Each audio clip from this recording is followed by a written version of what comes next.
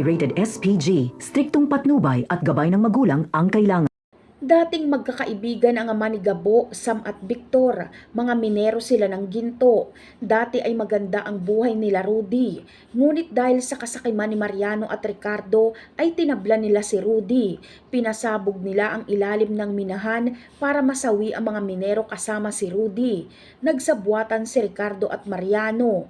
Kinuha nila ang mga ginto at pinaghatian. Ito ang dahilan kaya mayayaman ang pamilya ni Victor at pamilya ni Sam. Ngunit paano nga ba humantong sa ganito? Paano nagawang traidorin ni Ricardo ang kaibigan niyang si Rudy? May kinalaman kaya ito sa asawa niya ngayon na Isabel? Ang sagot ay oo. Nagkaroon ng lihim na relasyon si Rudy at Isabel noon at nalaman ito ni Ricardo. Kaya ginustong patayin ni Ricardo si Rudy noon at hanggang ngayon. Kaya malalim ang galit ni Ricardo kay Rudy. Malaki umano ang atraso nito sa kanya.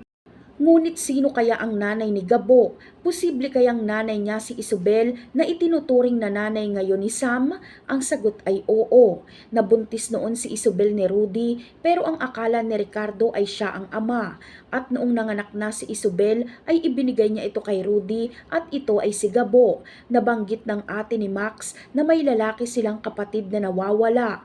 Walang duda na ito nga ay si Gabo. Malamang ay ampun lang si Sam, kaya kahit anong gawin niya ay hindi niya maramdaman ang pagmamahal sa kanya ng kanyang ama.